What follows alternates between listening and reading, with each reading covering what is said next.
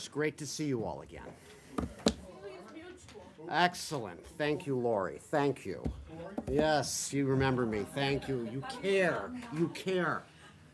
We have a special guest today, special representative for Venezuela, Elliot Abrams. Elliot, please. Thank you. Thanks. A few comments to start. 2 weeks ago, Juan Guaido and the democratically elected National Assembly took the courageous and constitutional step of declaring Guaido interim president and forming a transitional government while working toward free and fair elections. We, the United States, recognized Guaido as the interim president on January 23rd. As of today, 23 European countries have recognized Guaido as the interim president of Venezuela. I believe we're up to 48 countries around the world that have recognized him. As many of you know, there are meetings yesterday and today in Uruguay about the crisis in Venezuela. One, an Uruguay and Mexico-led meeting, another, the International Contact Group on Venezuela. Instead of trying to accommodate Maduro through contact groups or dialogue, we urge countries to recognize Juan Guaido as interim president and join us in responding to his call for immediate international humanitarian assistance to meet the needs of the Venezuelan people. Maduro has proven he will manipulate any call for negotiations to his advantage, and he has often used so-called dialogues as a way to play for time. We urge all involved to deal solely with the legitimate Guaido government. The time for dialogue with Maduro has long passed. Every day that Maduro remains in power is a day where political prisoners remain in jail, detainees are abused, and Venezuelans go without food and medicine. The contrast between interim President Guaido and Maduro is striking. While Mr. Guaido calls for humanitarian assistance for the people of Venezuela, excuse me, while Guaido calls for humanitarian assistance for the people of Venezuela, Maduro continues to block unhindered access to international humanitarian assistance and denies Venezuelans the basic necessities they direly need unless they declare loyalty to him. The U.S. government is coordinating with Guaido and his team of experts, other governments in the region, our humanitarian partners, on the logistics of deploying aid to mobilize a response efficiently and safely. We are pre-positioning items, relief items, food, nutritional supplements, hygiene kits, medical kits in Colombia so that they are available to reach Venezuelans in need in their own country as soon as that is safe and logistically possible. Yesterday, Ambassador Carlos Vecchio announced an international conference on humanitarian assistance to take place at the OAS on February 14th to address the urgent humanitarian needs of the Venezuelan people. We encourage everyone, governments, organizations, private entities, to answer his call and support the long-suffering Venezuelan people. As Secretary Pompeo said, the U.S. will mobilize and transport humanitarian aid, medicine, medical supplies, surgical supplies, nutritional supplements for the people of Venezuela. I would like to state that we are imposing visa restrictions and revoking the visas of members of the illegitimate Constituent Assembly. This body has usurped many of the constitutional powers of the National Assembly, the legitimate National Assembly, and embodies Maduro's destruction of democratic institutions. While I cannot name names because visa information is protected, I can state that we will continue to take action against those destroying Venezuela's democratic institutions. Thank you. We have time for a few questions. Matt, Thanks, Robert. Just on the contact group, you mentioned at the beginning that 23 European countries now recognize Guaido, and yet the EU was the primary organizer of the contact group. So I'm wondering, one, if you guys were invited to join and said no for the reasons that you outlined, that time for dialogue is passed. And secondly, if 23 European countries have already de-recognized Maduro, how do you think that the contact group is Well, trying to engage in dialogue? I hope they're going to follow the position of the United States, which is that the only worthwhile message to the Maduro regime is it's time to end the dictatorship in Venezuela. The question is really, what is the purpose of the contact group? And we'll find out when they issue a final statement. But our messages to the members of the contact group have been,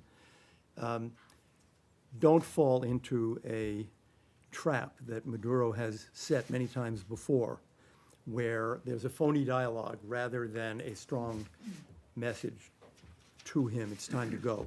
Right. But did you decline an opportunity to be part of the contact I group? don't believe we were ever interested in joining the contact group because we don't think that's the way to go. Bloomberg, Nick Waddams. Mr. Abrams, can you talk about what the U.S. has in mind for Nicolas Maduro himself? John Bolton tweeted that he'd be happy to see him on a beach somewhere. Would you care where he goes? Would the U.S. seek to have him face justice of some sort? Do you have anything in mind for what the end game for him ought to be? The end game for him should be to leave power, and the sooner the better, because his own situation is only going to decline the longer he clings to power and the more misery there is in Venezuela. Where would you like to see him go? Should he remain in Venezuela or leave the country? I think it is better for the transition to democracy in Venezuela that he be outside the country. And there are a number of countries that I think would be willing to accept Which him. ones? Well, he's got friends in places like Cuba and Russia. And there are some other countries, actually, that have come to us privately and said they'd be willing to take members of the current illegitimate regime if it would help the transition. Can you name any? No. Let's go to Mr. orders. Abrams, isn't it Leslie, rather rich excuse given me, your sir, background? no. Do we have Give a order. press No, here no, or no, not? no. Reuters next. Mr. Abrams, hello, how are you? Freedom of democracy, So- that's what's going on here. Two questions, quickly. You say time is long past to negotiate with Maduro, but this is a different situation in which you have an opposition leader that has come forward and that has united the opposition, as you've claimed. Number two, how are you going to get the aid into Venezuela when Maduro still has the military behind him and he controls all of the territory? It is probably correct that the Venezuelan army, if mobilized, could prevent international aid from reaching Venezuela. That would be a really tragic situation. And we are hopeful that that won't happen. We saw the blocking of the bridge in Cucuta. But members of the army are Venezuelan citizens. They have parents and children and brothers and sisters who are suffering badly. So our hope is that they will be able to persuade Maduro, or they will simply disobey orders to continue the starvation of the people of Venezuela. As to discussions with Maduro, negotiating with him on his departure is fine if we ever get to that negotiation. Obviously, he may flee someday, or he may seek to negotiate conditions. But that's not what he's done in the past. What he's done in the past is to use these negotiations to prolong his stay in power and to try to demonstrate his legitimacy. And that we're against. Let's go to Fox, Rich Excuse Edson. me, Sir, How long Fox. can you say that, Isn't it when did rather the, rich for you to be talking when did the about administration human become rights? aware of Mr. Guaido, and how long has the administration been working with Mr. Guaido? I can't actually answer that question because I've been here for too short a time. He was an elected member of the National Assembly in one of the major parties in the group of four leading Democratic parties. So I think it depends also who. If you ask me, for example, when did Ambassador Todd or when did now Chargé Story know of him? I'm sure they've known him a long time. Obviously, he's gotten a lot more famous recently. And are you confident that he's been sufficiently vetted, especially as this has gone on now for the last? Yes, and I think you know the pressure that he's under. You saw the incident that happened just a few days ago where police entered his own home, his apartment where his 20-month-old daughter was. Think of the pressures that he's under. I think that the leadership that he is giving to the Venezuelan people is really quite extraordinary. ABC? Mr. Abrams, you just in follow-up to something that you said to Leslie, you talked about you're hopeful that the Maduro regime wouldn't block aid Yep. coming across the border. Does that mean that you intend, with your partner countries, perhaps with NGOs, to begin moving that aid without explicit permission to do so? We will be moving aid to the border of Venezuela in the hope that, and there is some aid there now, in the hope that we will be able to get it in. I don't think that we or the Colombians or the Brazilians or anyone else is planning to try to force it in. It's an extraordinary situation if you think about it. You've seen the statistics about hunger, about the closure of hospitals, about the spread of communicable diseases that had been eradicated because now they cannot be vaccinations. There are dire needs. And I think many people, again, in the Venezuelan army feel those needs for themselves and their families.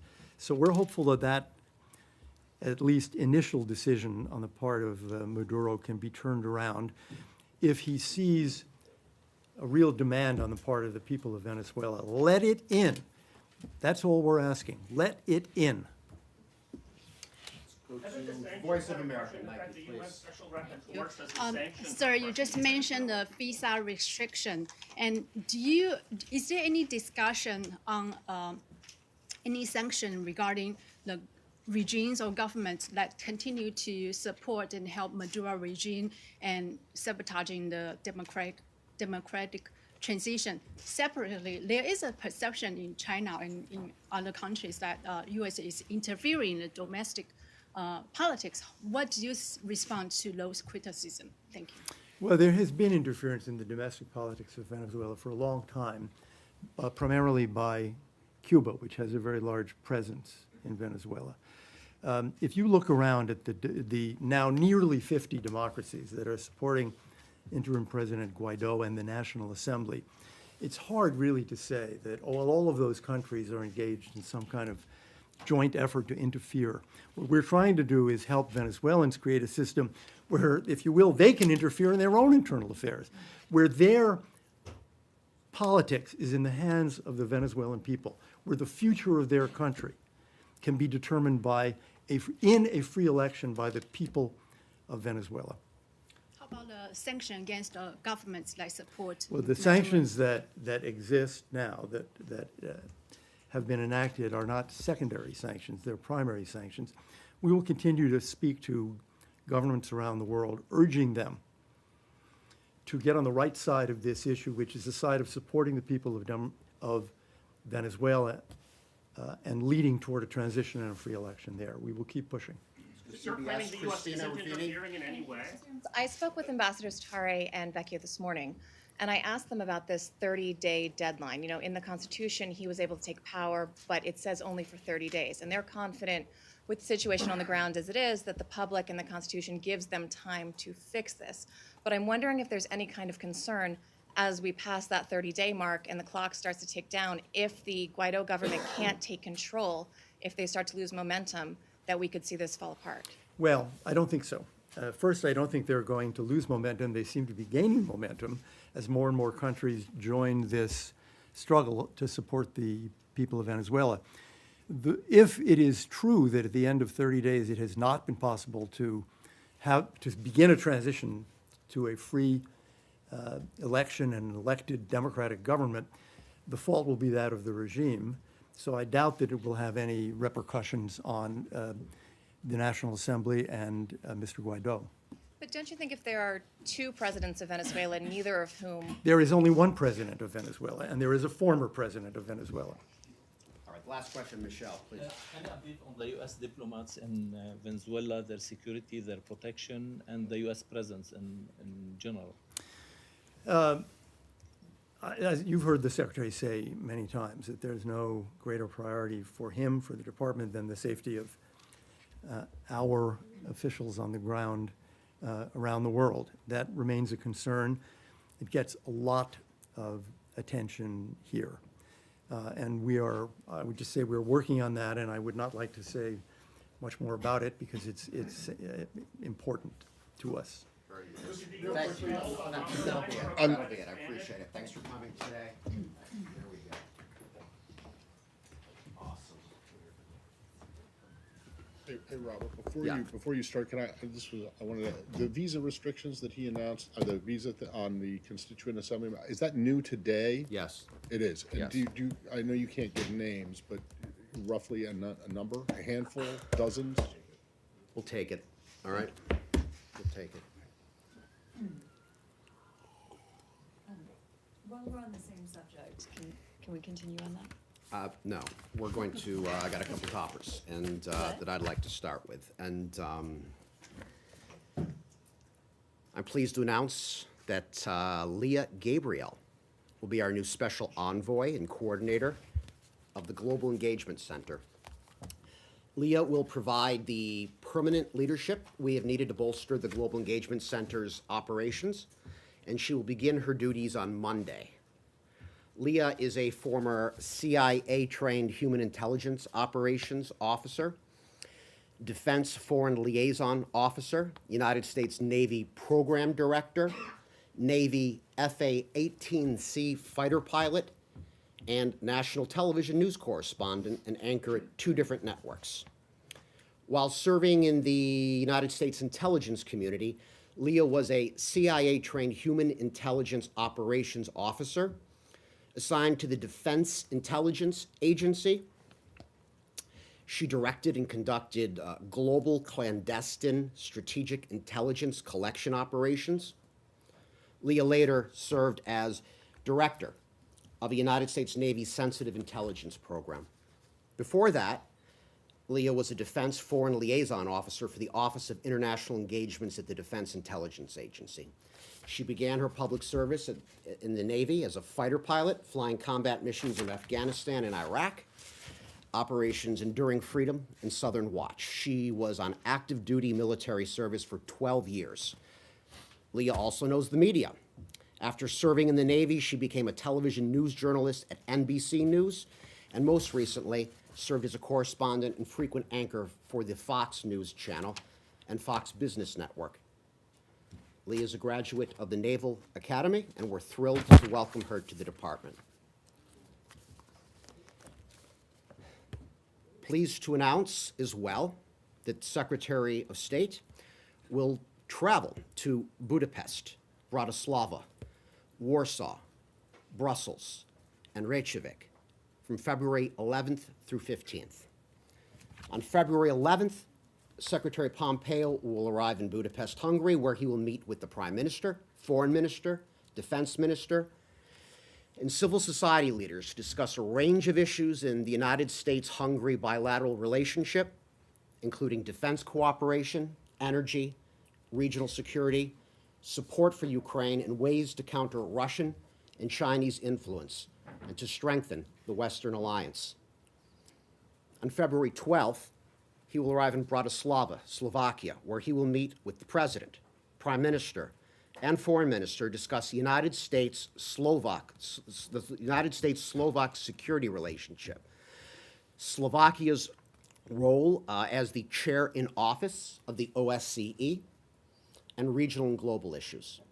He will visit the Gate of Freedom Memorial, where more than 400 people died trying to escape from communist Czechoslovakia to freedom in Austria between 1948 and 1989. He'll also speak with students about the legacy of Western democratic freedom and its triumph over communism 30 years ago. Later on, February 12th, Secretary Pompeo will travel to Warsaw, Poland, where he will meet with the foreign minister to discuss security and energy issues, building on the strong relations between the United States and Poland. There, the Secretary will participate in the Ministerial to Promote a Future of Peace and Security in the Middle East, jointly hosted by the United States and Poland from February 13 through 14 in Warsaw. Countries from across the globe have been invited to participate, and more than 40 will in fact be there. The Ministerial will be a forum for countries concerned about instability in the region to share their assessments and other ideas on a better way forward.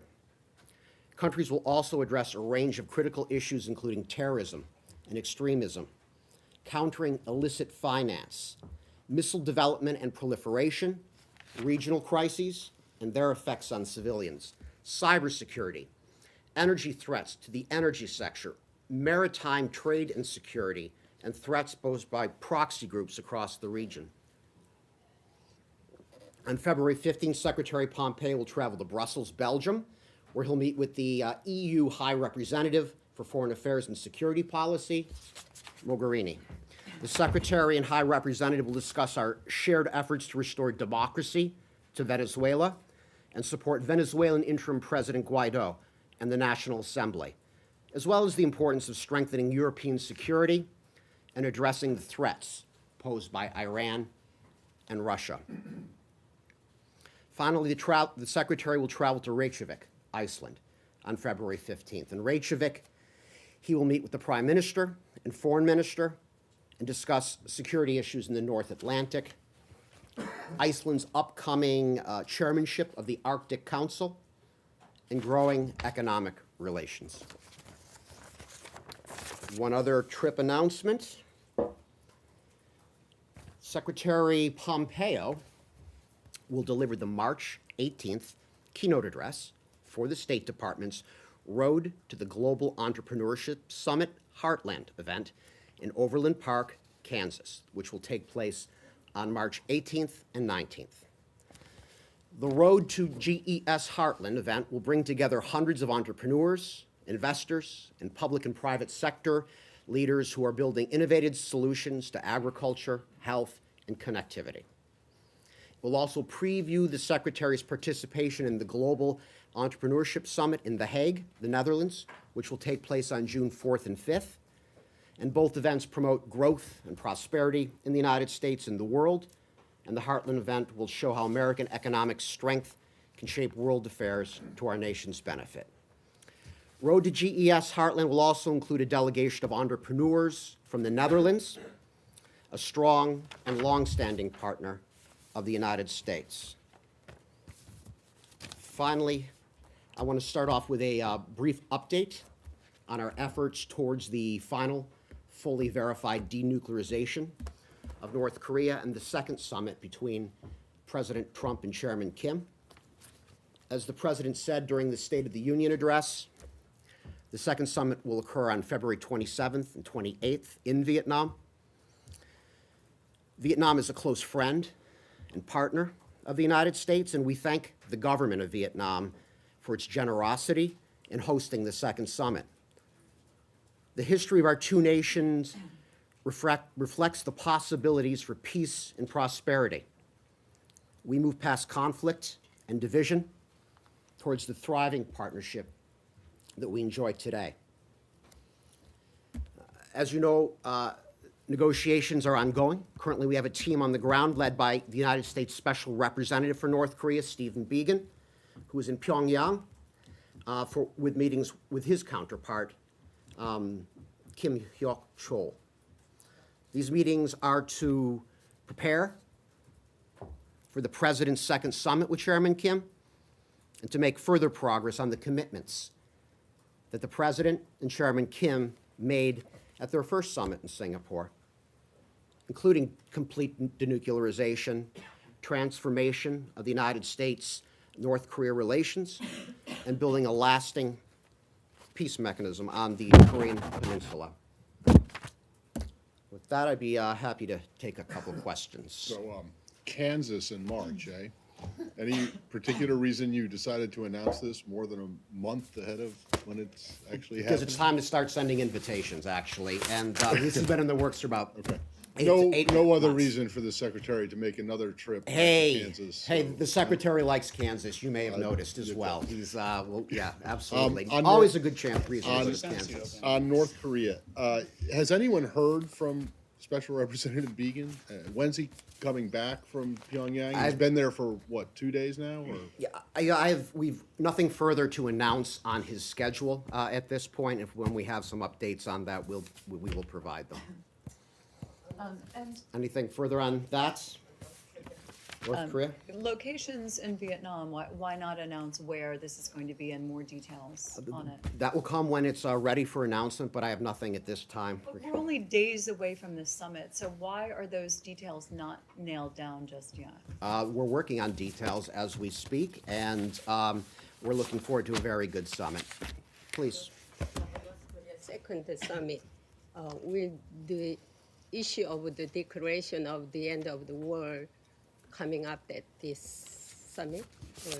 I'm not going to get ahead of the summit and the agenda for the summit, but we're very much focused on setting it up. Okay, what is the United States preparing for the concession to North Korea? You have any concession to North Korea? We are focused on the commitments, achieving final, fully verified denuclearization as committed to by Chairman Kim in Singapore. And at that first summit, President Trump and Chairman Kim made that very first leader-to-leader, leader-level United States, North Korea commitment.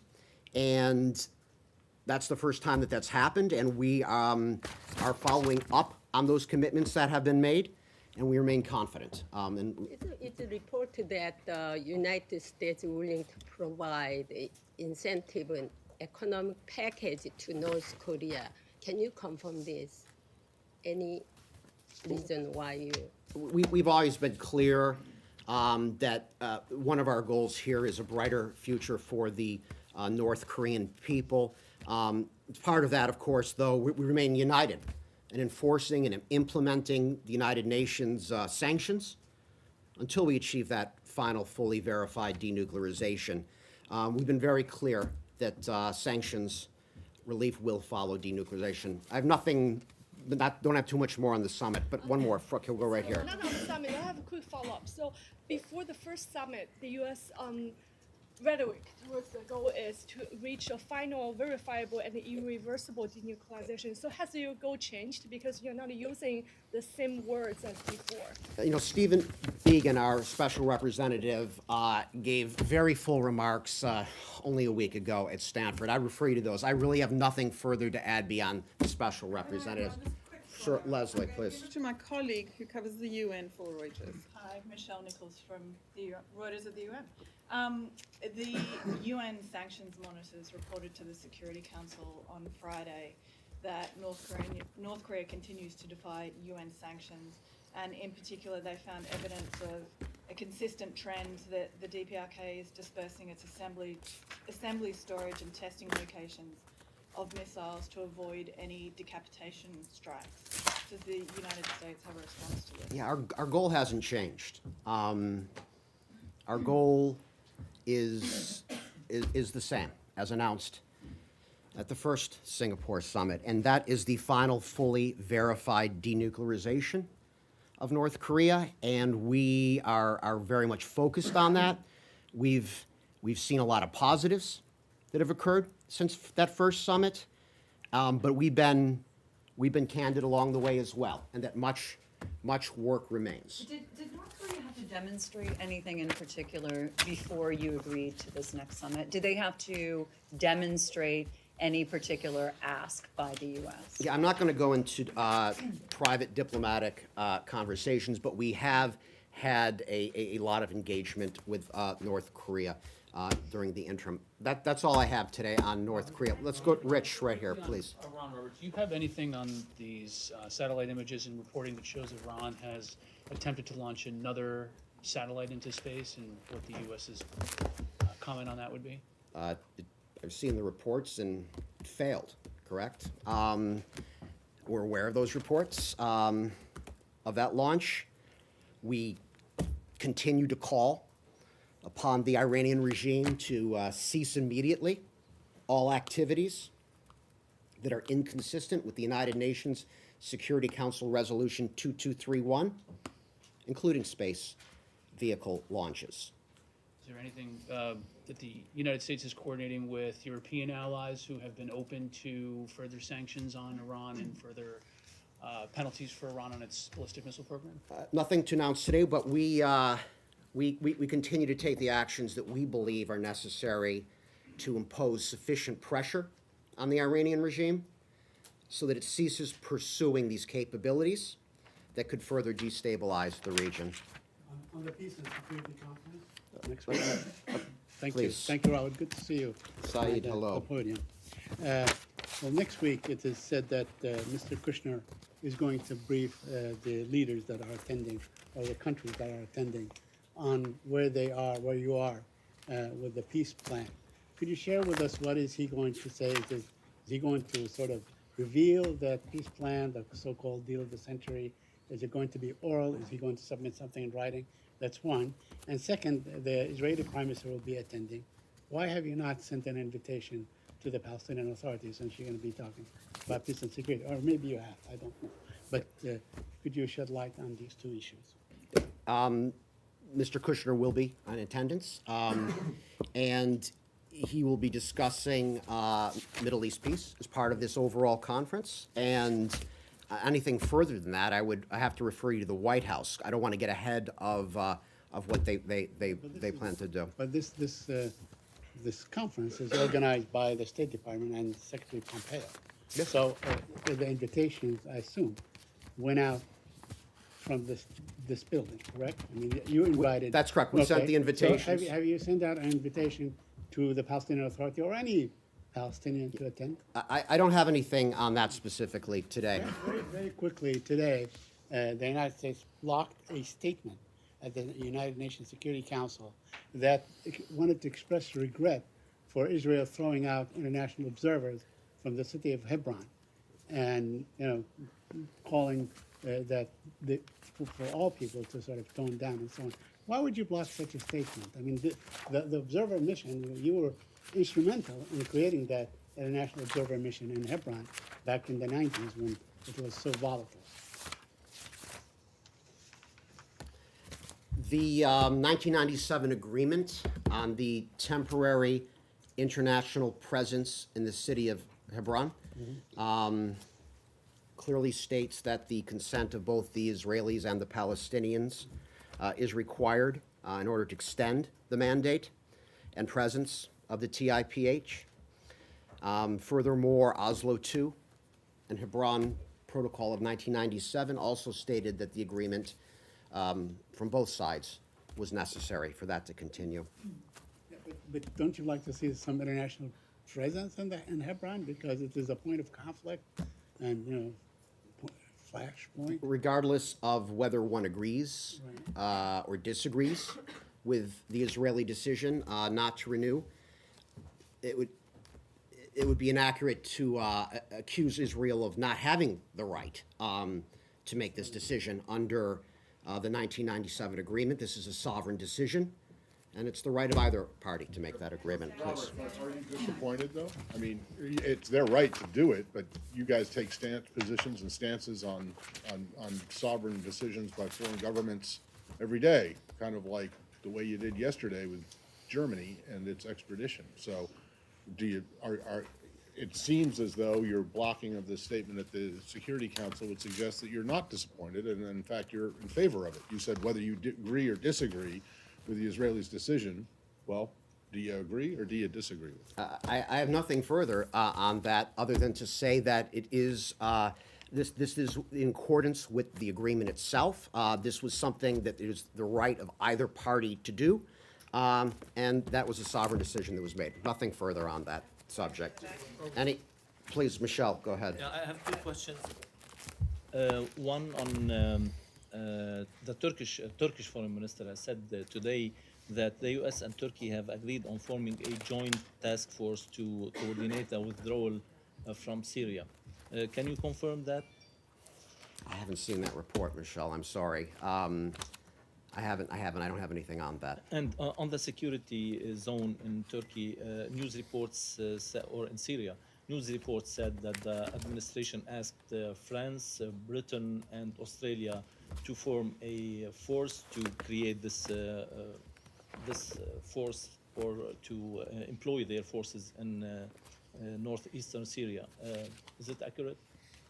I don't have anything on that. Talks are ongoing on many different levels right now, as you know, but I don't have anything specific to add to that. Last one, Secretary Pompeo has met today with the Kuwaiti Deputy Prime Minister. Any readout? I don't have any readout on that for you yet, no, but we'll put something out hopefully soon. Yes, Laurie, go ahead. Could you respond in general terms to Turkish President Erdogan's complaint that the U.S. has been too slow on the security zone and his threats to implement the security zone unilaterally by force by Turkey? What's your response to that? The United States takes Turkey's security concerns seriously, and we are actively engaging with Turkey on this matter. And as President Trump just said, we're working through the course of various discussions, including senior level meetings that took place here at the State Department on Tuesday, as recently as that. And we're trying to promote a stable and secure security relationship for northeast Syria as soon as possible. And you remain committed to ensuring the security of the people that live in northeast Syria? We've been clear on that. From the president on down, we've spoken at length to counterparts at various levels on how to proceed with the safe withdrawal of our troops from northeast Syria while stabilizing liberated areas, and we're fully engaged on this, and we've been clear. The Syrian Democratic Forces should not be engaged militarily, and that would include the Kurdish component of the SDF. And we also want to make sure that, and I'll stop there. Thanks. All right, all right. On a different subject, Robert? Sure, let's go, Michelle. Thanks. And this is. Yeah. And we got, how many Roberts do we have? That's my next question, all right? We're wasting precious seconds here. So we haven't seen you in a while, Robert. This is the first briefing this year. Thank you for noticing. Last year, there were 61 briefings. By comparison, 2016, there were 219 briefings for the year. Why are there so few briefings, and is this ever going to be a daily briefing again? This is the department press briefing, I would say, first. And since Secretary Pompeo assumed leadership last April, he really has taken a lot of steps to increase media engagement here at the State Department, across the United States, frankly, and around the world. There's been an expansion. We remain committed to doing all that we can to provide transparency for the American people and to explain our foreign policy around the world. Now, the Secretary has been in this press briefing room now 9 times for 9 televised briefings. We hope to continue. What's the problem with having a daily briefing, though, when past administrations had them virtually every day? We have had a government shutdown that has slowed us down, regrettably. Aside from the shutdown. No, a shutdown is a major consideration. For most of last Absolutely. year, the shutdown was a few weeks. And we've had significant travel as well. And we have more travel upcoming. And if we looked at the last bit of travel, there was a lot of media engagement on that travel, both from joint press conferences and media interviews. And a little while ago, I announced additional travel next week, and we're actively at work to ensure fulsome press engagement on the next trip as well. So I reject the premise. The Secretary has conducted 72 press engagements since he's arrived. That includes remarks, press availabilities, interviews, and we always want more.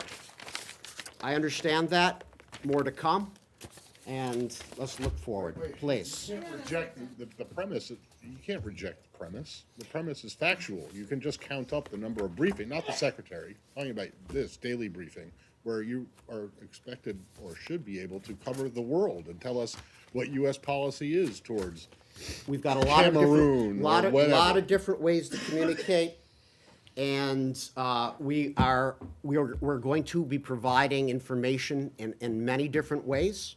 When we're here in Washington, you have my commitment that I intend to brief as often as we are able to brief. Well, there was a time when there was both a deputy spokesman and a spokesperson. Yes. Right? And when the spokesperson was away on travel with the secretary, the deputy spokesperson would brief. Remember those times? You may have noticed that the president has made an announcement in December, and that the spokesperson is very much focused. So she Okay. goes and does that, but in the meantime, there's just one of you. And as wonderful as you are, Robert, Thank you, Matt. can't be in two Thank places you. at the same time. This is So correct. why don't we get someone who can either be a deputy who can brief while you're on the road with the secretary, or get another get a new spokesperson. We will hire you for personnel soon, Matt, okay? These are good suggestions. Let's move on. Leslie, please, move on. As head of the Correspondents Association, Yes. given that we are now discussing this openly, it is true exactly what my colleagues are saying, that there have not been daily briefings. And it is true that you are the lone person on this, and maybe you should look for somebody else to brief when you're not around. I think number one. that Number is what two, Matt just said, Leslie. I know, but Okay. number two is also there is value in these briefings, not just for us, but everybody on the outside.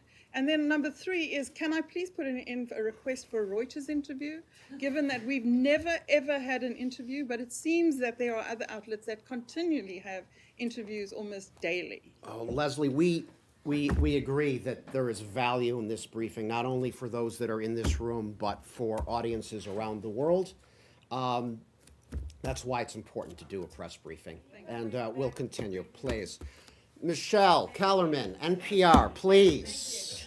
Does this administration intend to meet the deadline tomorrow to Congress to say whether Mohammed bin Salman had anything to do with the Khashoggi murder and whether there will be any sanctions?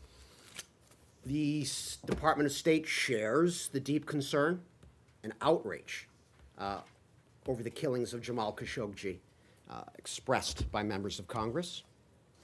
And we have consulted and corresponded with the Congress regularly since Jamal Khashoggi's October 2nd killing, including briefings by the Secretary of State.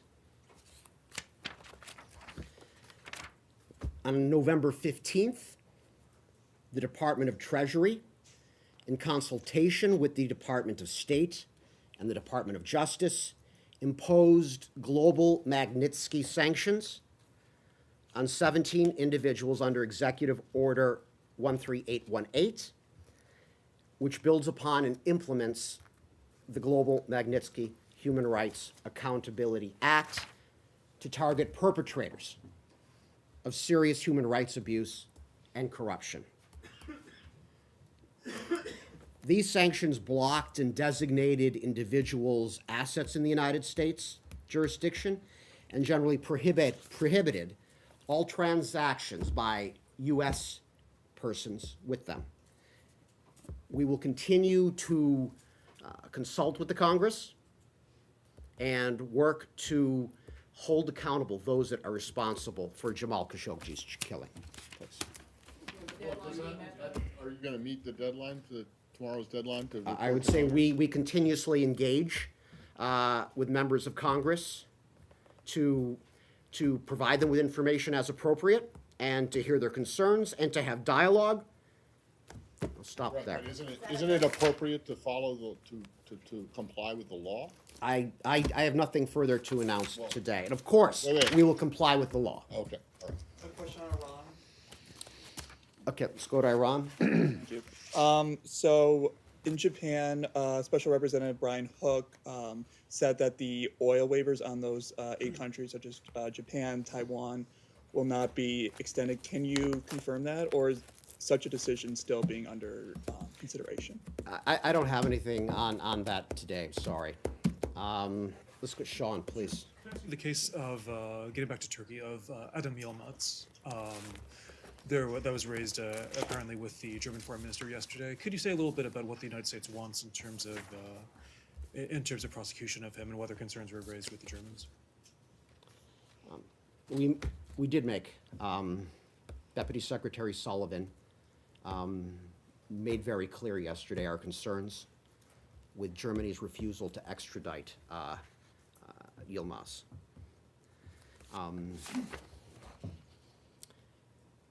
Yilmaz is a convicted terrorist. He's charged with serious crimes by the United States. 2 American service members were killed and 11 wounded as a result of a suicide bomb attack in Afghanistan in 2008. And this bombing was facilitated by actions that Yilmaz took in support of terrorism. So the United States will never relent in its efforts to bring Yilmaz to justice. Does it intend to also take that up with Turkey if and when he is taken there? Yeah, we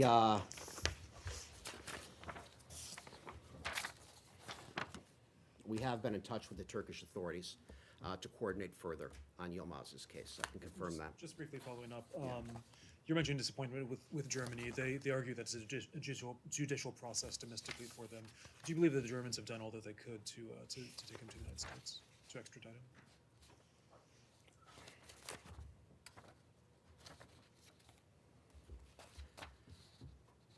Can you do the question one Sure. more time? I lost the train there. Go for it. Sure. Just Yeah. the Germans argue in response to this that it's a domestic judicial process rather than a political decision for the German government to make.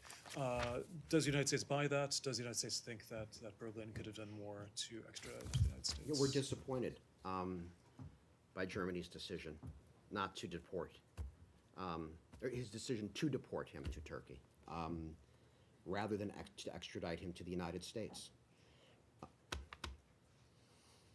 He's been indicted by the Southern District of New York on terrorism charges, and the refusal to extradite him is inconsistent with Germany's obligations under the bilateral extradition treaty between the United States and Germany. Yeah.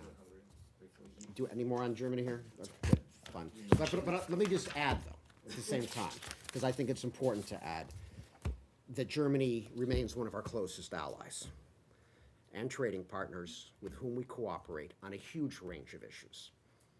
And I would even include extradition in that category, as evidenced by our successful collaboration on the Jaki Palij case.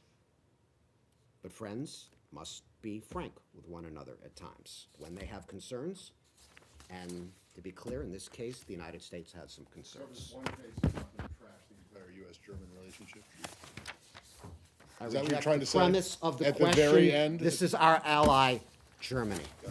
Please, Ask about Nick. Hungary. You mentioned that the secretary will meet with civil society groups when he's in Hungary. Does that include critics of the Orban government and people who are concerned about his undermining the judicial system in Hungary and his increased demonstration of authoritarian impulses?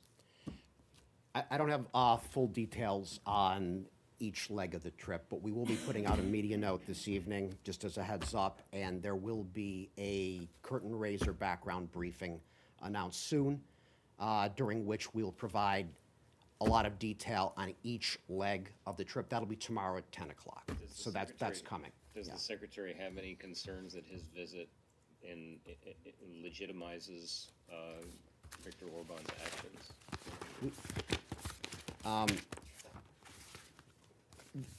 These are NATO allies. We have long-standing historical, cultural, and economic ties to Central Europe, and we very much look forward to honoring our shared history with Central Europe and to building on a shared future as we go forward. This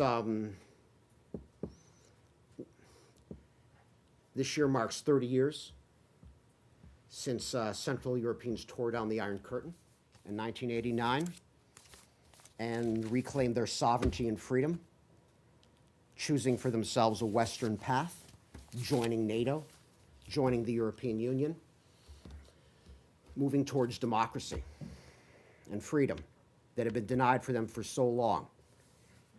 So we are committed to NATO, we're committed to the Western Alliance, and we're going to work with our European partners and allies, and we certainly can't expect American views on a variety of subjects to be heard by our allies if we refuse to engage with them. Will he raise those concerns with I have the nothing government to announce at this time on future discussions. There'll be much more detail provided tomorrow. I would encourage you to please tune in. We will have senior State Department officials to speak on these matters at length. And in conclusion, it is great to see you all again. Thank you very much. Does that mean that, just like with the case of Germany, where you're friends, but you need to be frank when you have concerns with them, if you have concerns with Hungary and its policies, you'll raise them? Is that a... Matt, fair- we talk to our friends frankly all across the globe. That is what the State Department does. And you can, thank you guys. Thank you.